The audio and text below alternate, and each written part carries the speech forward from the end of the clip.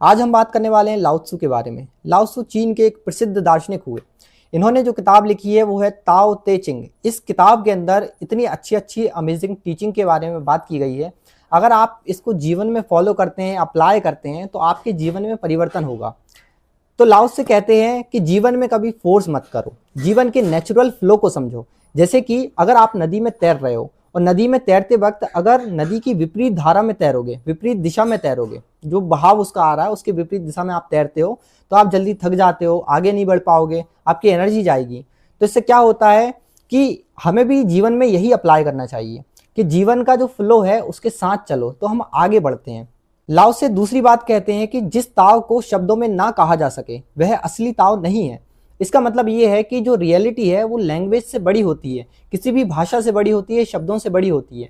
जिस तरह प्यार को शब्दों में डिफाइन कर सकते हैं, पर जो प्यार का अनुभव है वो शब्दों से बाहर होता है।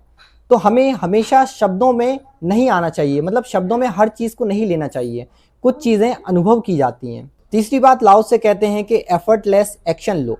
इसका मतलब ये नहीं है कि आलस लो, आलस करो, ऐसा नहीं है। लाओ से का मतलब ये है कि जितना समय उस चीज़ को लगने वाला है उतना समय तो लगना ही है। जैसे कि मान लीजिए आपने बीज बोया और बीज बोकर आप ये कोशिश कर रहे हैं कि बीज को खींचकर बड़ा कर दें, तो ये संभव नहीं होता है। तो हर चीज़ का एक निश्चित समय होगा, उसी समय के अंदर वो घटना पूरी होगी। तो आपको ये समझना होगा जीवन के अंदर भी। चौथी बात लाओ से कहते हैं पानी के बारे में। पानी को लाओ से आइडियल टीचर मानते हैं, कि आदर्श गुरु मानते हैं। जिस तरह पानी सॉफ्ट होता है, काफ़ी नरम होता है, तरल होता है, और पानी जो है पत्थर को भी काट देता है। तो लाओ त्से का कहना है कि ये पानी जो है उसकी जो सॉफ्टनेस है वही ताकत है। ऐसा नहीं है कि सॉफ्टनेस कमज़ोरी है। कोई का सॉफ्ट होना, किसी का भी सॉफ्ट होना कमज़ोरी नहीं होती, उसकी ताकत होती है। अगर आप किसी आर्गूमेंट में आप बोल नहीं रहे हैं, आप बहस नहीं कर रहे हैं, शांत हैं, इसका मतलब ये आपकी ताकत हो सकती है, ना कि कमज़ोरी। लाओ त्सु एक बहुत प्यारी बात कहते हैं। लाओ त्सु कहते हैं कि एम्प्टी स्पेस जो होता है उसकी भी कोई वैल्यू होती है, उसका भी एक मान होता है।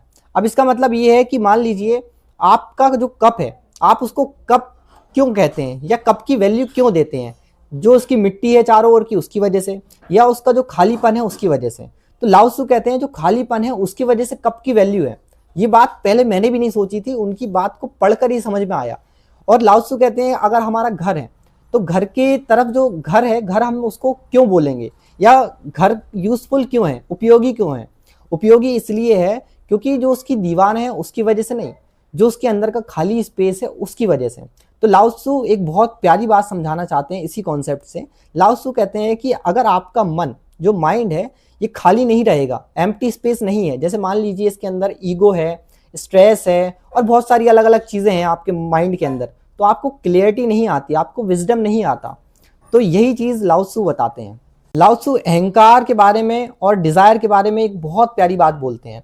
लाओ त्सु कहते हैं कि जो व्यक्ति अपने आप को बड़ा साबित करने में लगा रहता है कि मैं ही बड़ा हूँ, मैं ही सब हूँ, मैं सब कुछ कर सकता हूँ, या जो भी बातें हैं अहंकार के बारे में जो बातें हैं, तो वो व्यक्ति अंदर से बहुत ज़्यादा कमज़ोर होता है, वो इसलिए इस तरह की बातें बोलता है। इसी तरह डिज़ायर होता है। डिज़ायर हमारा कभी ख़त्म नहीं होता। अगर हमें एक फ़ोन चाहिए, अगर वो मिल जाए, तो उसके बाद हमें चाहिए कि एक और फ़ोन मिले और बेटर लाइफ मिले और भी चीज़ें मिले, तो कभी ये साइकिल ख़त्म ही नहीं होता, बढ़ता जाता है।